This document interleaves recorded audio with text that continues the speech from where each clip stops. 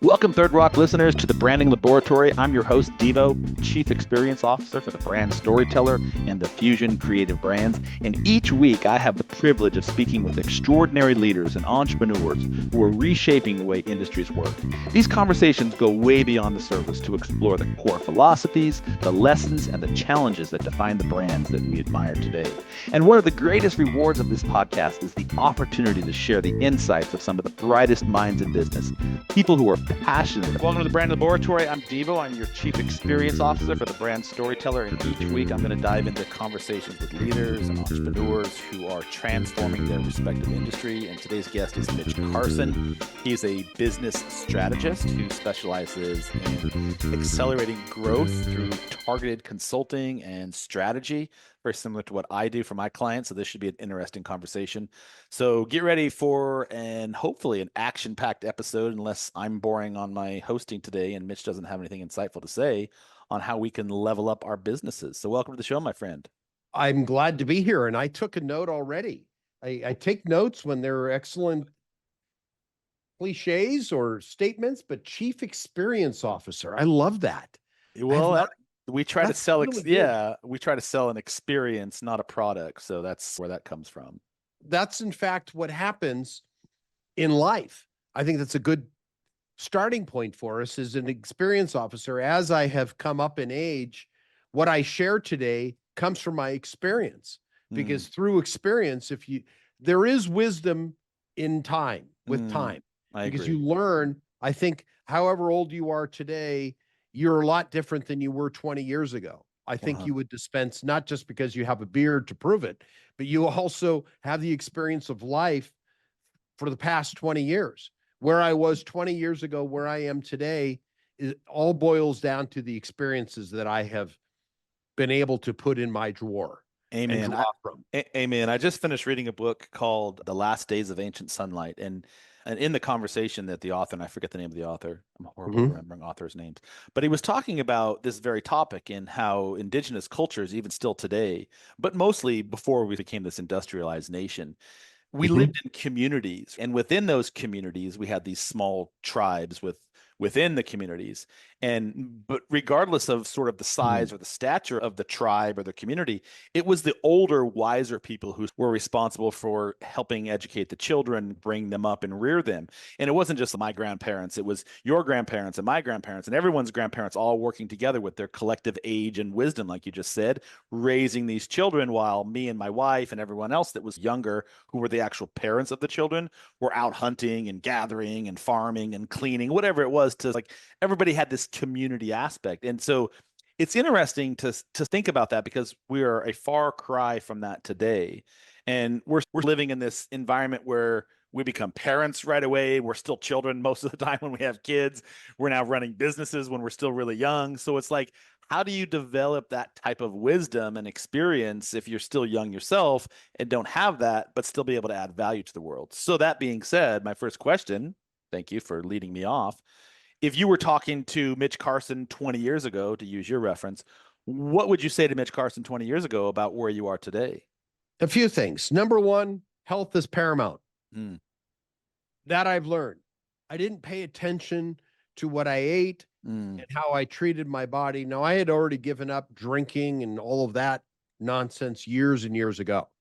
I haven't, but having the right diet, the right consumption of foods matters quite a bit. How I feel, how my health, and I had a couple health scares in this last year.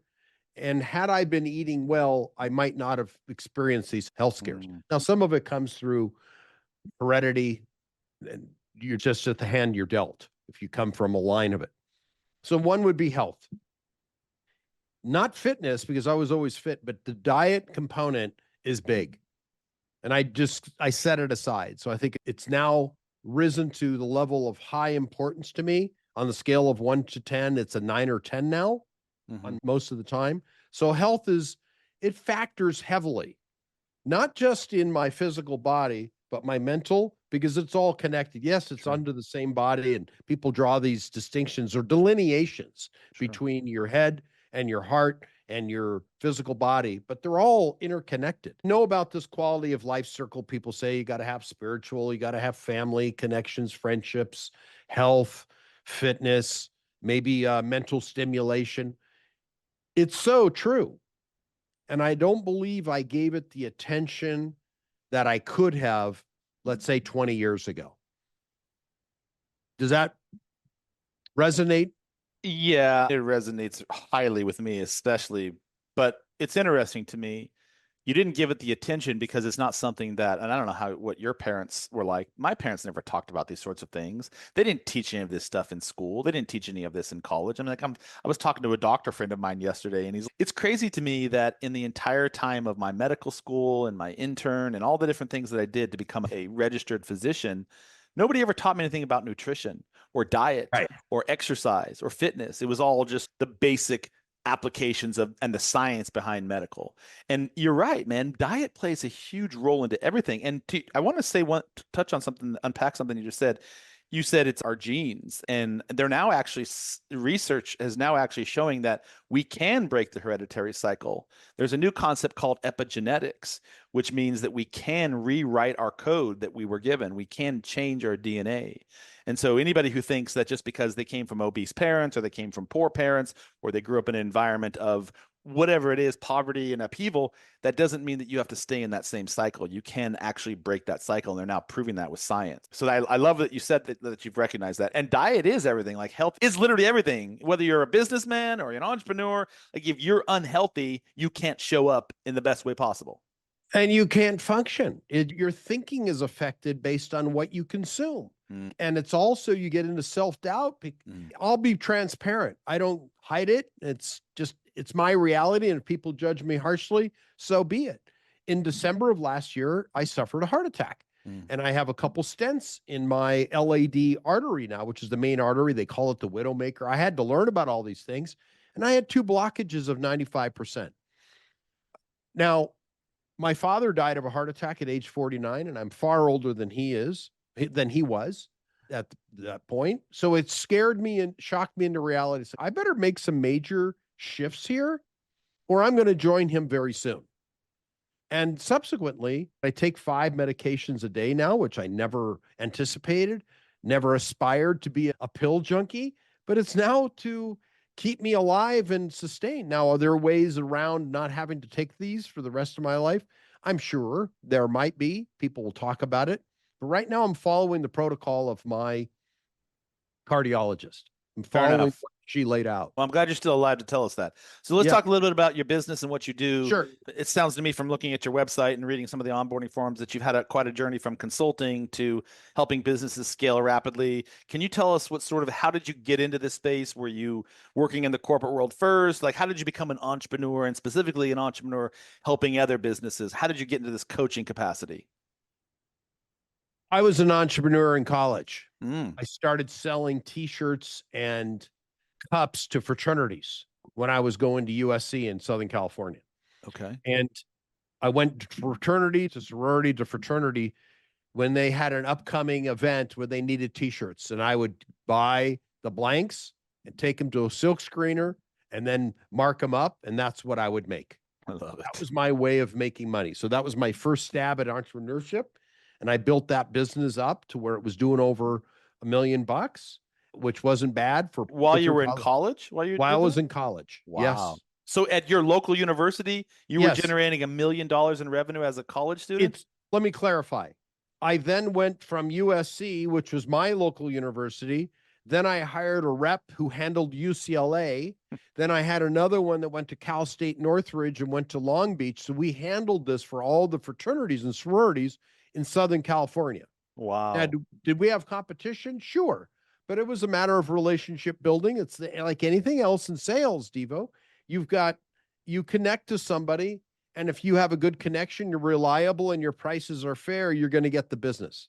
And that's how we built it. And then it spilled over into corporate. It wasn't just colleges. I made a decent start that way, working part-time, because I was in college full-time. And I had to eat. So that was my way of eating. And I worked my own hours versus working straight hours. And I also had a part-time job, which I eventually gave up because I started making more money doing the t-shirts and the hats and fraternity paddles and all these little things that people wanted that were rushing and doing their thing. And I had to make more money. I had to replace that income during the summer months when kids were off for the summer. So then I got into the corporate side, started making promotional items for companies, which then would buy year round versus sporadically just during the school year. I'm assuming that you're not doing that anymore. That's not something you've No, handed no, off no. to somebody. When did you stop that business? I sold it I sold it after I got out of college. I ran it for another 3 years because it was corporate. And then in the college, we let go because it wasn't as consistent and the margins were decent, but it wasn't the kind of money that I made handling record companies. We then focused largely on record companies because we were in Hollywood, California. So we made things for A&M Records. We did things for Virgin Records. Like I made Paula Abdul's very first keychain because she had the knockout and we created these boxing gloves with knockout keychains. You're showing your age by Paula Abdul reference. Yeah, I know. I love that. There's not a lot of people, I know who Paula Abdul is, but if we have some of our younger listeners, for those of you who are younger listeners, Paula Abdul was a pop icon when I was in I guess it was the 90s. She was a big deal, early 2000s, right? I think it would have been the 80s, actually. Really? Paula Abdul? Yeah, and Ziggy Marley was another one of Bob Marley. We did all these things in the record industry for these artists and movie studios. Then I worked with Laura Martella Studios, and I handled Jane Fonda's workout wear when she was the big. All right, now you're just going backwards in time. I know. Let's bring it up to current. So, all right, I'm just saying this was my start of entrepreneurship, and then I ended up selling that business to one of my top sales guys, and he's still in the business today. I love that. Yeah, I love that. $1 million in revenue as a college student. What do you in those days? We're talking 70s, 80s. Is that what? 80s. Wow, well done. Really pivotal experience to be able to say that. I don't have the same stories. I had a lawn mowing business, but we certainly were not generating $1 million in revenue. I too was always an entrepreneur. I just didn't know I was an entrepreneur. I didn't know what that term meant. So what was the pivotal? You sold the company. Was that when you went straight into coaching, or did you do something else in between? No, then I started another business. For a brief period, for 2 years, I was a stockbroker. I wanted to try something different. So I went to corporate America. First job I really had that was not my own. I started the entrepreneurship brand new. Hold on. How do you become a stockbroker? Was that your degree? Don't you have to be a licensed? I got a degree in college. I got a degree. Okay. I got a business degree. Then I worked for Merrill Lynch. Got it. Okay. I went through their training program, got hired at their minimum, which was $30,000 a year guaranteed back in 1988. And then I did that for 2 years and learned a ton about smiling and dialing. Wasn't for me long term. Then I got involved in a partnership, starting a recycling company in Southern California. And we did that for 3 years. Then we sold it to Waste Management after 3 years. We built it to about 25 million in revenues, sold it to Waste Management. And then I went back into the ad business. I started a boutique advertising firm in Los Angeles, and I ran that until 2008. Then I sold it to another publicly traded company called Halo Branded Solutions out of Chicago. They're publicly traded, listed on the Amex, and I think they're about $1 billion in sales now. But I was one of their roll-ups. That's amazing. Yeah. So I learned all this. So I got into coaching and consulting after that. So you had this immersive journey in entrepreneurialism, and in every situation you've had, it sounds like some brilliant successes, at least in revenue. So when I unpack that and look at that, I take a look at most of the serial entrepreneurs that I've ever interviewed with or spoken with or done business with. They all have this creative calling and a way to become innovative no matter what is thrown at them. And like whatever mix or whatever bag you've been handed, I see this idea that, okay, I can make something from this. I can build something from this. I can scale something from this. I can turn this into a revenue opportunity or something to help other people. I'm assuming that's been like part of your entire journey. Is that correct? Even as a child? That's very much so. It came out of survival. How can I do this and go to college? But then after a while, you have this itch that you scratch. And when you are a true entrepreneur, you want to have the creative flexibility to do what you feel is going to address the market. and also not having to answer to somebody other than your clients. You always answer to someone. You have to answer to your clients or you don't eat. But to have a boss telling you who is not necessarily in alignment with you can be difficult if you've been an entrepreneur. The idea of me working for somebody would be quite challenging today. So how do you juggle, since you work with bosses in the corporate world, is what I understand, how do you juggle that position so that you're now counseling them, but not being caught up in the minutia and the red tape and the bureaucracy and the idea you're now peer to peer? So tell me a little bit about your philosophy and how you manage that, if you don't mind. When I coach CEOs, essentially, I mostly focus in on my levels of expertise. I don't dig into the financials. I have an MBA. I'm capable. It's not my bailiwick. It's not my passion. I'm passionately involved from the strategic standpoint and marketing and sales. Those are the areas that I focus on, will share, and enjoy. But if I'm to get into plant expansion and looking at operations, am I capable? Yes. Do I enjoy it? Hell no. It's not my passion. So stay in your lane. I stay in my, thank you, David. I stay in lane of competence and passion. So strategy, marketing, and sales. So certainly businesses need other pieces, whether it's operational, systemization, automation, branding, which is what I do. How do you manage those other pieces on a holistic level with companies when you're consulting with them? Branding I can talk about because it's so related to sales. If you're branded, sales are easier. If you market, sales is then more order taking than it is pitching and persuading. If you brand properly, if you market properly, selling becomes order taking. I'm making this very simplistic, but you get my idea. If you are well positioned through branding, you are well positioned through all the marketing efforts and the publicity experience and programs, then people will come to you magnetically, in theory. Let's talk about that, because that's my powerhouse, or at least that's the word on the street. As it pertains to branding, how important is that for a company, whether you're working with an entrepreneur, you're working with a small business, or even a large corporation? How important from your perspective is it that they are well honed in on what their brand messaging, their branding, et cetera, looks like, feels like, tastes like, et cetera? Deevo, like you, we're probably a bit biased because it's our passion, our lane, if you will. And I think it's everything, because what people say about you when you're not in the room reflects your brand. And that often comes through the old method of doing surveys or going out in the marketplace, surveying your clients. That is a necessary component. And it sometimes is painful because you don't like what the feedback you get. And it also matters what your employees say about you. And if you can do blind studies with your staff and find out what they're really thinking your message is, are they in alignment with your vision? Are they congruent with your brand? Do they understand what your mission is with the company? Do they fully get it, or are they there just to punch a clock proverbially?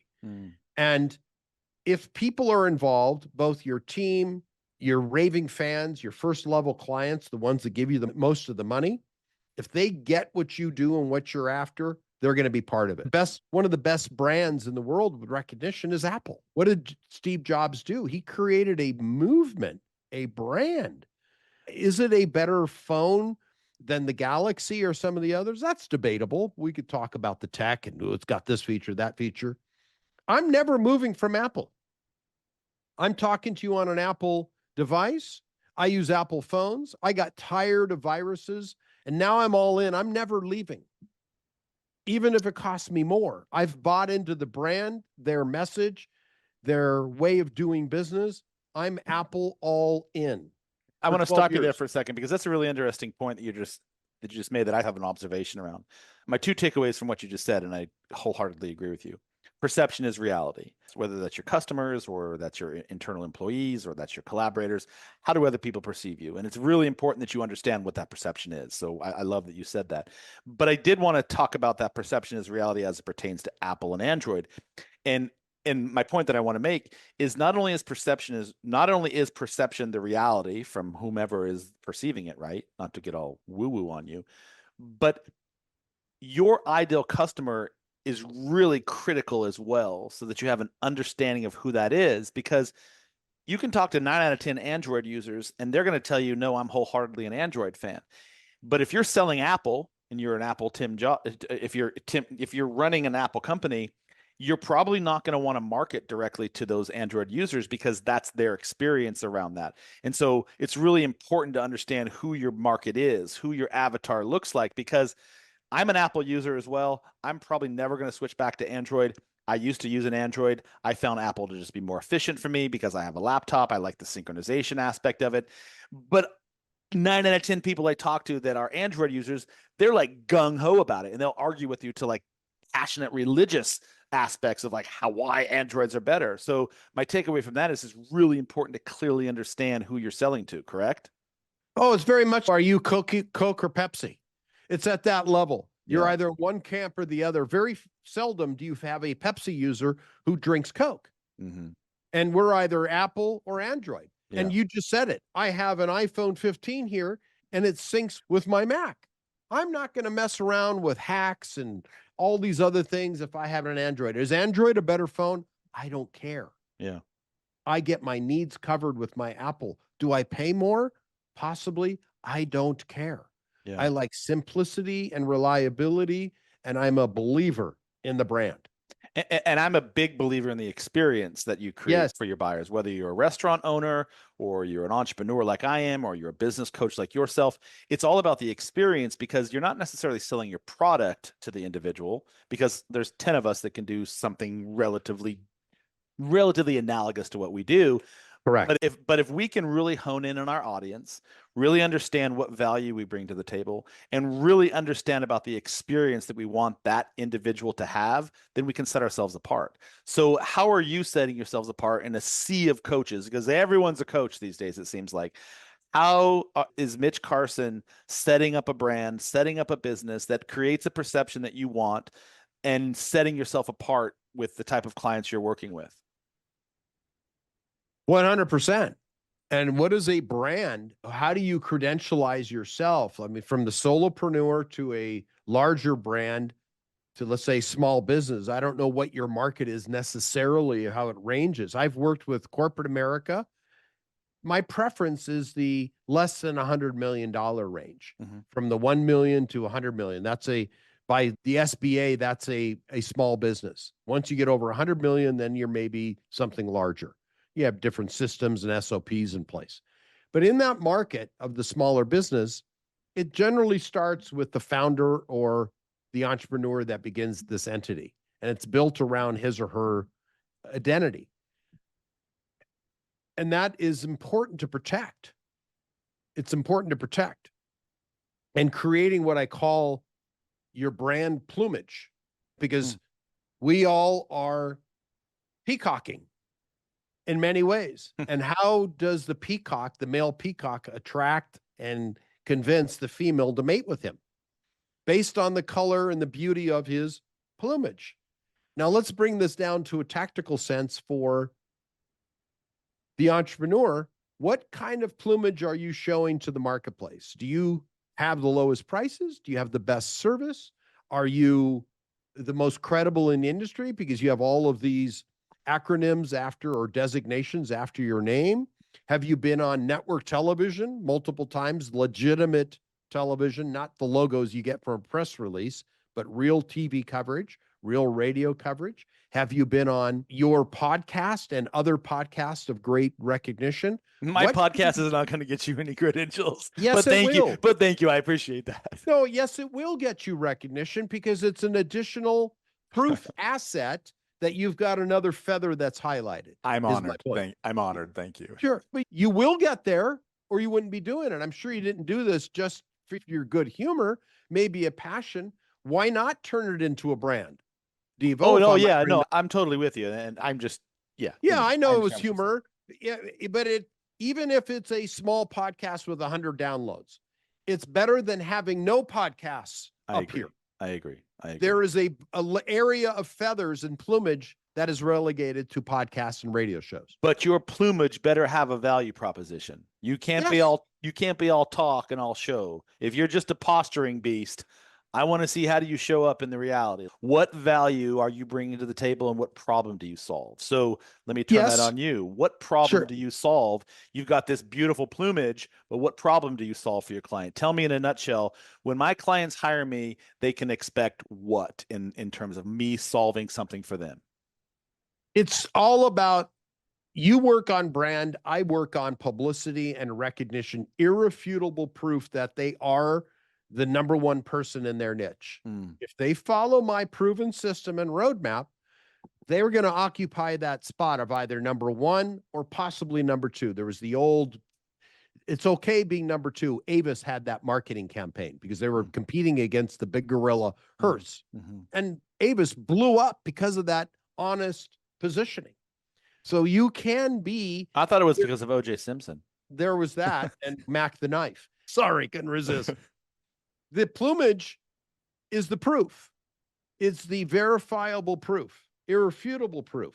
So my focus with clients is getting them recognized, because once that proof sits there, here's the biggie, Deevo. You have all these proof assets.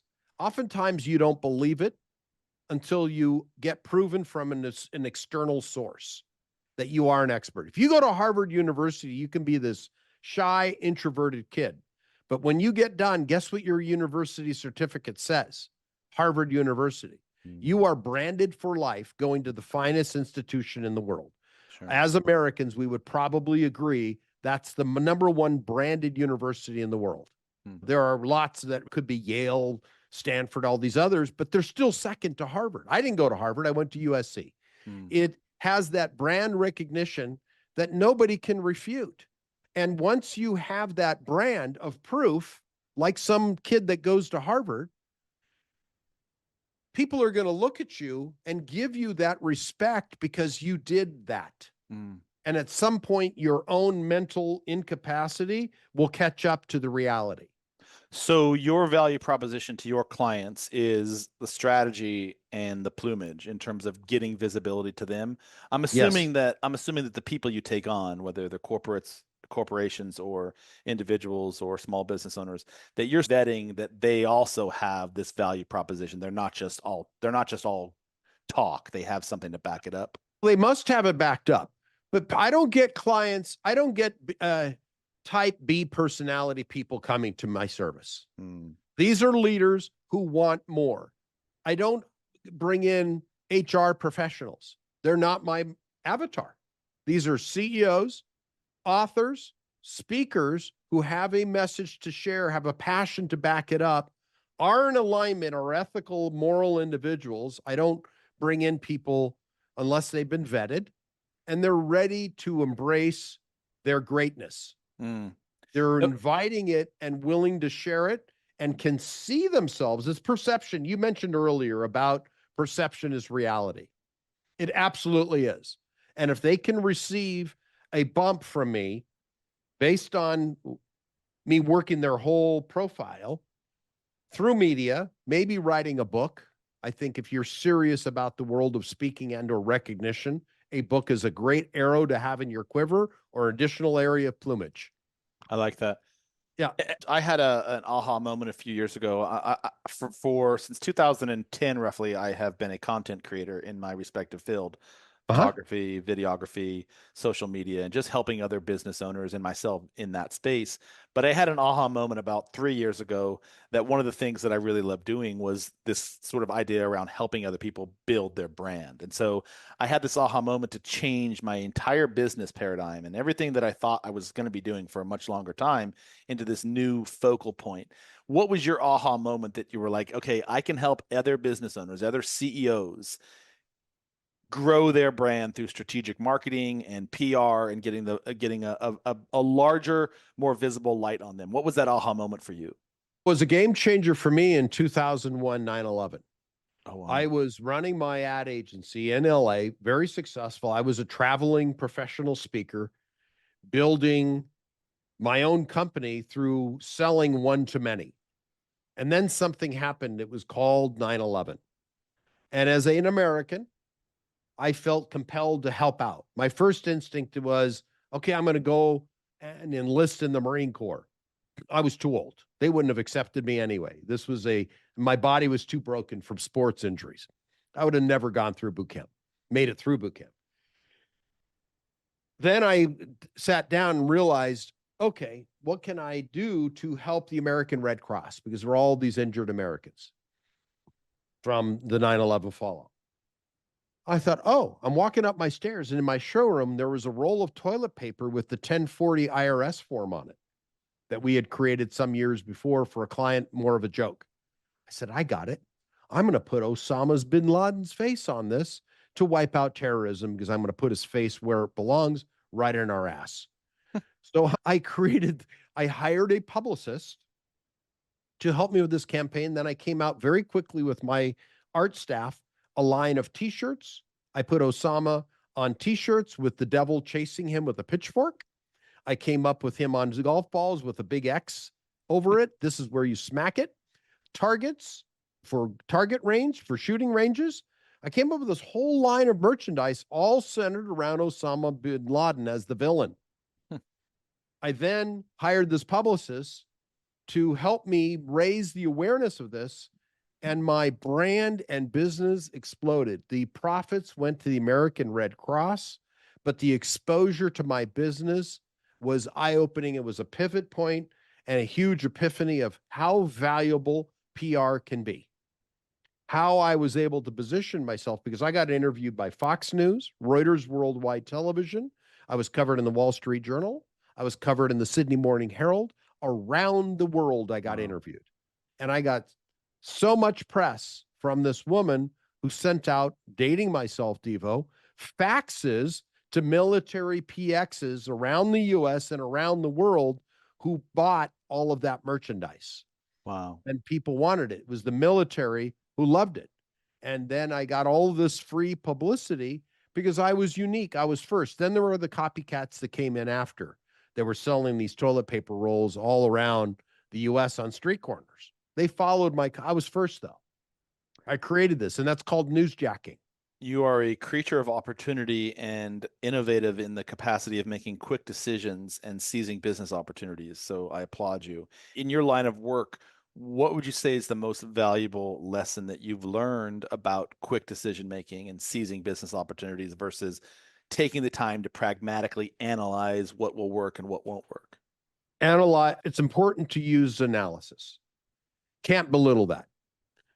Steve Jobs said it, not Steve Jobs, excuse me. It was Sir Richard Branson said, act now, figure out the rest later. Mm-hmm. Act. You got to act. Clean up. If you get into heavy analysis, you'll go into paralysis and you'll never do anything. Mm-hmm. Risks have rewards, either failure as a perception, or is it a learning opportunity? Mm. Because the innovators in our world took chances. Were they some more analytical than others?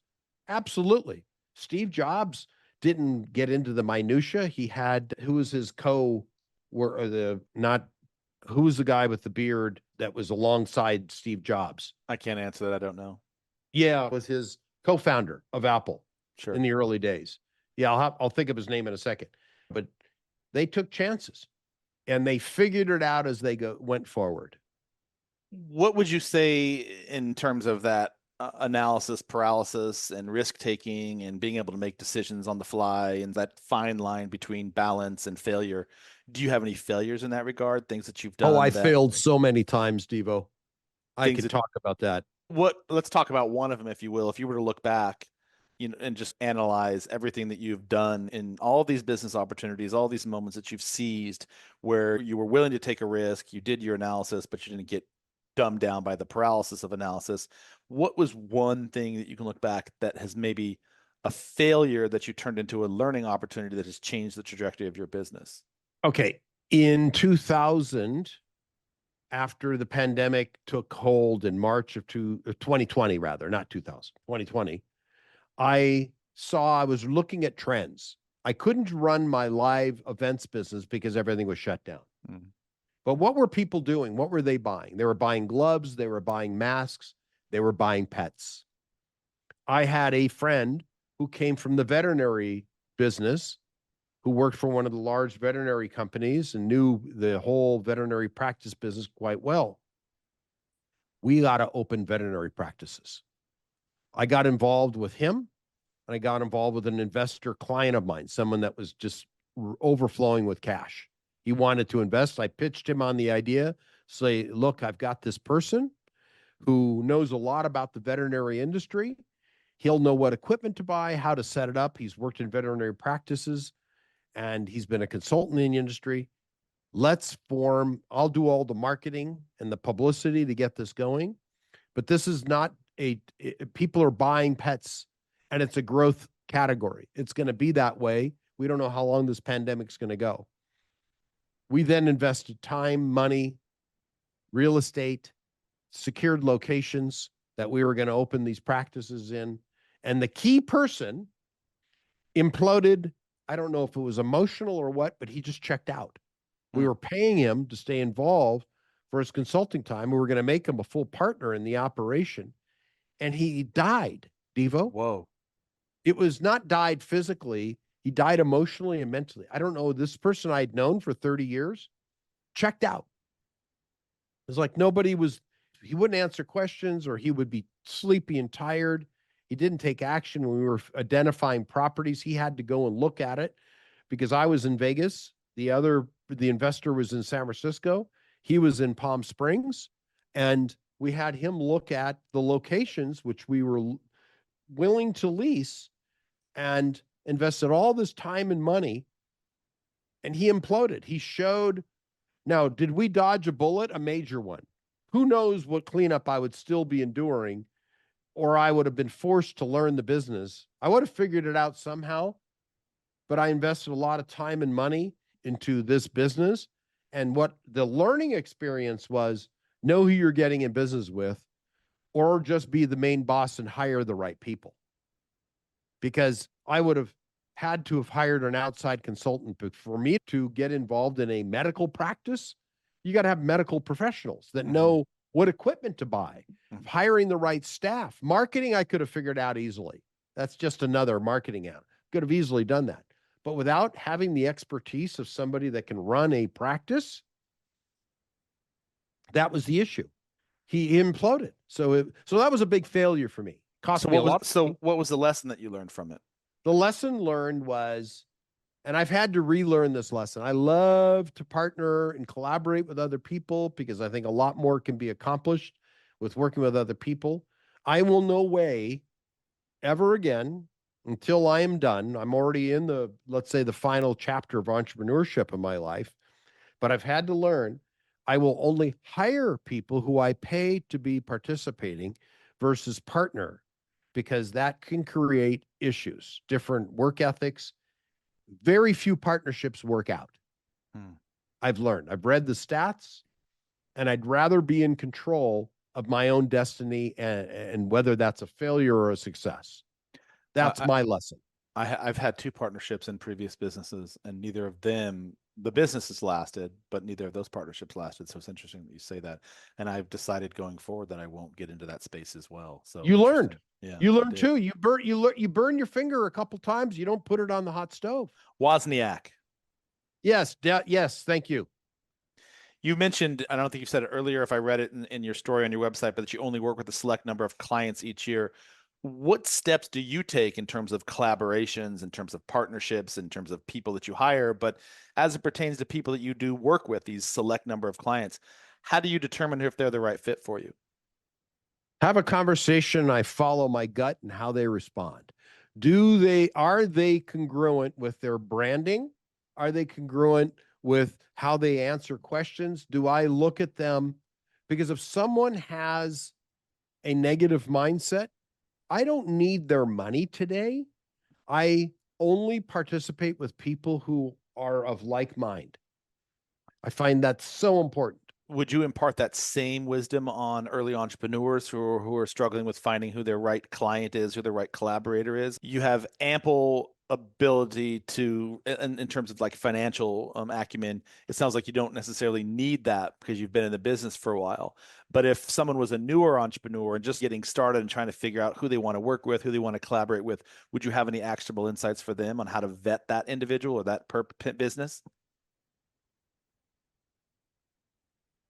Hire an outside person that isn't family to interview that person for you, because you're going to be swimming in enthusiasm and the idea that someone wants, and the excitement of doing business. And you learn through experience, but you can also avoid major errors and step over landmines by using someone like you, who can come in with experience, who's failed or experienced, let's say, a partnership that didn't go the way it was supposed to. It's not failure, it's a learning experience. There's a reason to hire somebody with gray hair. That's funny. That's funny you say that, because you're going to laugh at this, but I actually put out on social media a few months ago, and I have not gotten any response from it. I realized that at this point in my career, and I've been doing this for a while now, and Okay. I've owned a few businesses. I've got a pretty deep resume and corporate experience and things of that nature.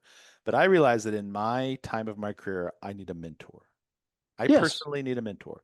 And I specifically said, I need somebody considerably older than me, considerably more successful than me, considerably much more experienced than me, and they have to be an entrepreneur, in my opinion. So I'm just going to make this all about me for a minute. If I was looking for a mentor, and then how do you even find a mentor? I hear all these people talk about, oh, this guy was my mentor, and I was like, bro, how do you even find a mentor? Because I haven't found a mentor yet. I have a business coach, I have a therapist, but I don't have a seasoned old crony that I can fall back on and be like, dude, I just need some advice on this. And maybe it's personal advice, maybe it's professional advice. I need a lot of business counsel. How does somebody even find a mentor? The best way, a couple ways I'll suggest. Ask other people. That's real simple. I Ask just other did. people. Okay. Okay. There you go. I would go to Score. Have you heard of Score? I have, yeah. Okay. That might be a place where you can find somebody. The other is to be involved with an organization called Vistage. Mm, Vistage I was a member for 3 years when I had yeah. my ad agency. It was called Tech back then they changed the name to Vistage. Mm-hmm. And they have some tremendous chairs who are retired execs in many cases, or business owners who then want to mentor people. Hmm. It would be another way to look at, to find somebody in your local area that you can meet with monthly. Mm-hmm. They would have somebody there. I would look at Vistage. I would look at Score. Those are two that I would look at for you, Deevo. Got it. Thank you for the feedback on that. Yeah, those are two, and they probably exist in your locale. If you had to start a business today, a brand new business, everything you've done is just washed away, like the floods in the mountains here in Western Carolina, and you had to start a brand new business today, what's the first thing you would do? What I've learned is, what am I knowledgeable about? Okay, what do I know through life that I've experienced? Number one, I talk about this in excess with people, and I also teach them how do they write a book. What are you knowledgeable about? And second, what are you passionate about? Mm. I'm knowledgeable about finance. I'm knowledgeable about operations. I'm knowledgeable about managing people. I have no passion for it.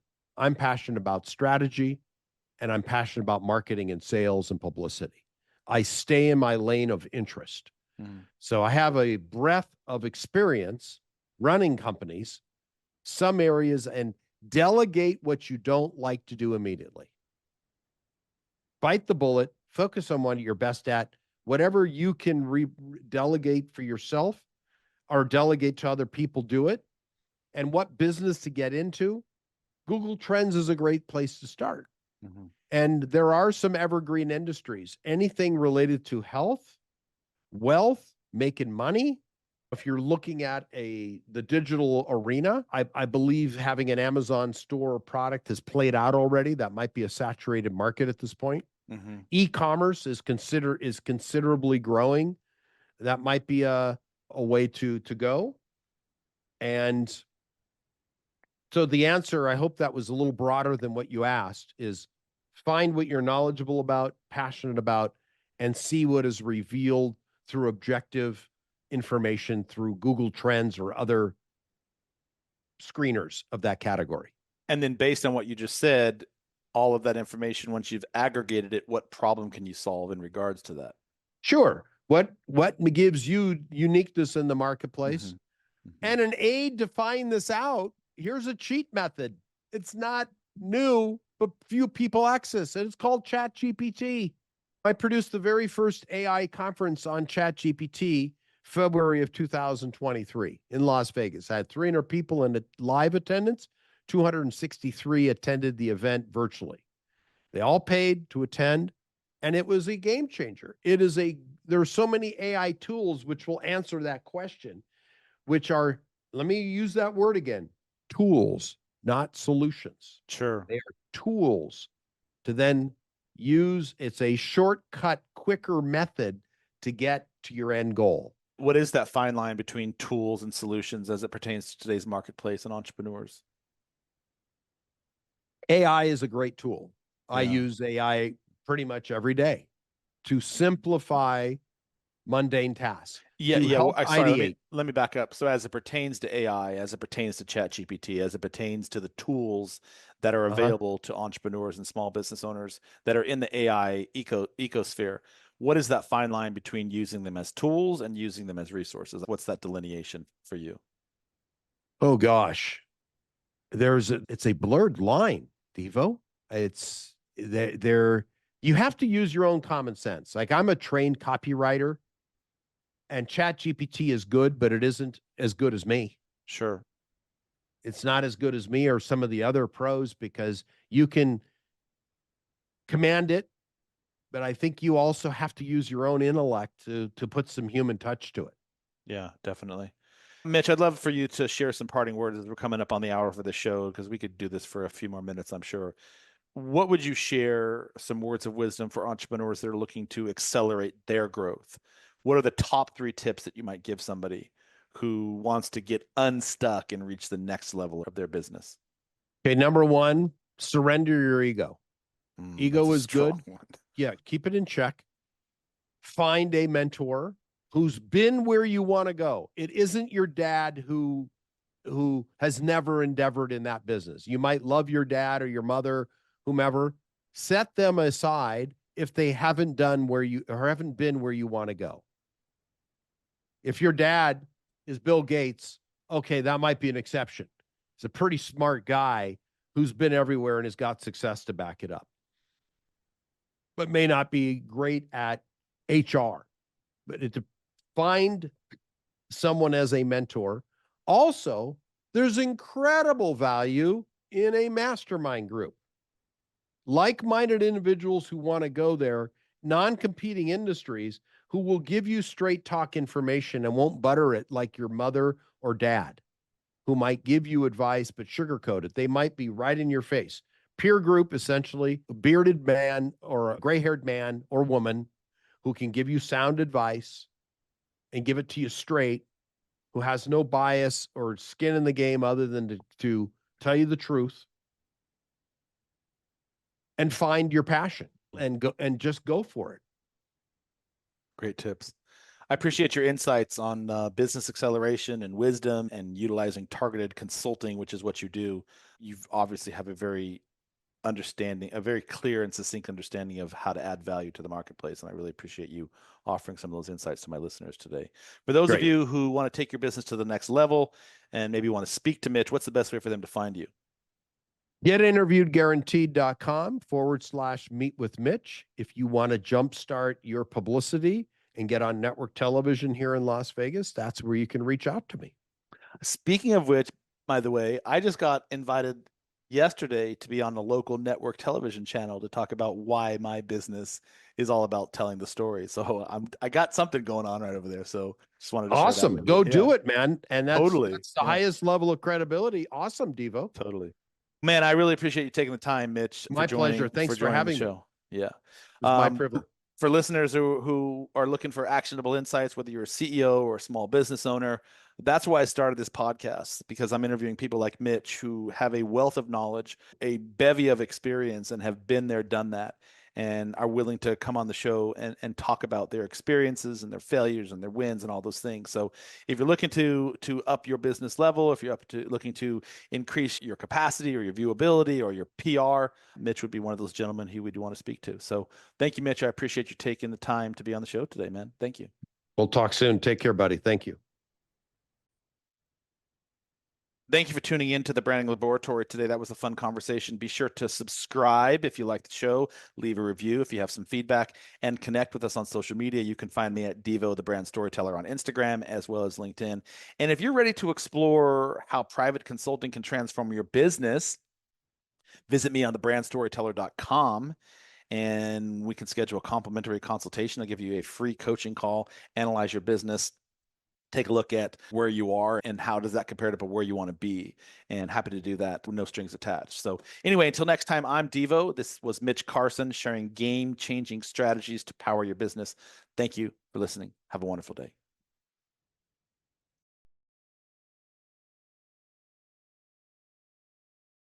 Thanks for tuning in to the Branding Laboratory. If you enjoyed today's episode, be sure to subscribe and leave a review. Connect with us on social media for more branding tips and insights. And remember, your story matters. Until next time, keep building and sharing your unique brand story.